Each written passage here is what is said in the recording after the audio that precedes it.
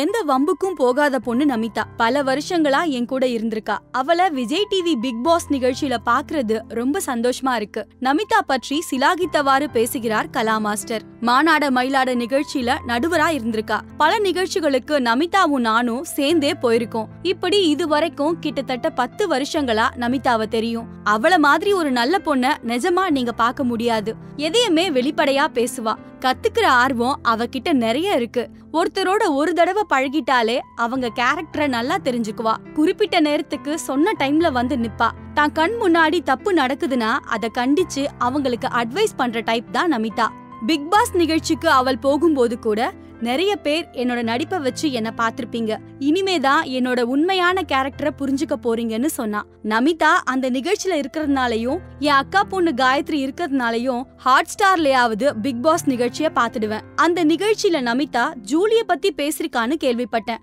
அதுக்கு பிறகு நிகழ்ச்சிய பார்த்தேன். ஜூலி நல்ல பொண்ணுதான். அவங்களுக்கு தான் ரொம்ப ஒஸ்திங்கிற எண்ணம் எப்பவுமே இருக்கு. வாய் தான் அவங்களுக்கு பிரச்சனைன்னு சொல்லிருக்கா.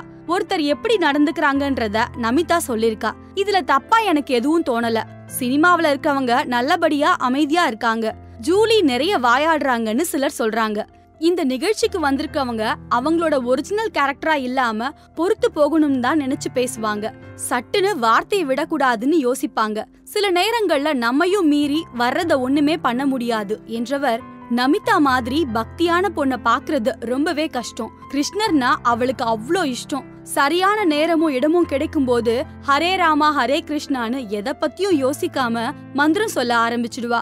தனியா இப்படி மத்தவங்களோட சேர்ந்து ஒரு ரூம்ல தங்கும் போது கண்டிப்பா பொறுமையும் அமைதியும் ரொம்ப அவசியம். நமிதா அத சரியா கடைபிடிக்கிறான்னு நினைக்கிறேன். ஒரு நாள் பாத்ரூமை எப்படி கிளீனா வச்சுக்கிறதுன்னு அத்தனை பேருக்கும் டெமோ காட்டிருக்கா. நிஜமா சொல்றேங்க, நானும் என் வீட்ல டாய்லெட்டை கிளீன் பண்ணுவேன். அது வீட்ல இருக்கவங்களுக்கு மட்டும்தான் தெரியும். ஆனா தான் இருக்கும் இடத்தையும் சுத்தமா வச்சுக்கணும்னு நமிதா நினைக்கிறா. மத்த யாரா இருந்தாலும் இப்படி கிளீனிங்க்கு முன் வருவாங்களான்னு தெரியல. இதுல இருந்து தான் நடிகையா இருந்தாலும் தனக்கு கொடுக்கப்பட்ட வேலையை செய்யும் போது எல்லாரையும் போல தானும் சாதாரணமானவதான்னு புரிய வச்சிருக்கா. நான் அந்த நிமிஷம் கண் கலங்கி போயிட்டேன். அதே மாதிரி நான் நடத்தும் டான்ஸ் நிகழ்ச்சிக்கு பிராக்டிஸ் பண்ணும்போது யாராவது விழுந்து அடிபட்டுக்கிட்டா ஓடி போய் அவதான் முதல் ஆளா உதவி பண்ணுவா.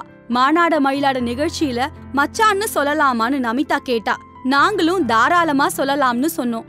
இப்ப வரைக்கும் நமிதானா மச்சாங்கிற வார்த்தை தான் எல்லாருக்குமே ஞாபகத்துக்கு வரும் என்றவர் தொடர்ந்து, என் அக்கா பொண்ணு காயத்ரி வீட்ல கிச்சன் பக்கம் கூட எட்டி பார்த்ததில்ல.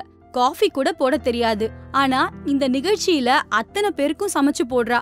காயத்ரி கஷ்டப்படுறத பாத்துட்டு நிறைய இடத்துல கண் கலங்கிருக்கேன். நமிதாவும் காயத்ரியும் திக் ஃப்ரெண்ட்ஸ். செல்லமா வளர்ந்த பொண்ணு காயத்ரி. இந்த நிகழ்ச்சிக்கு போய் தான் ஆகணுமான்னு கேட்டப்போ எனக்கு இன்ட்ரெஸ்ட் இருக்குன்னு சொன்னா. அதுக்கு பிறகுதான் ஓகே சொன்னோம். எங்க பொண்ணு பிக் பாஸ் வீட்ல சந்தோஷமா இருந்தா அதுவே எங்களுக்கு போதும் என்கிறார் கலா மாஸ்டர் கண்ணீர் மல்க. மேலும் இது போன்ற செய்திகளை தெரிந்து கொள்ள சுட சுட சேனலை சப்ஸ்கிரைப் செய்யுங்கள்.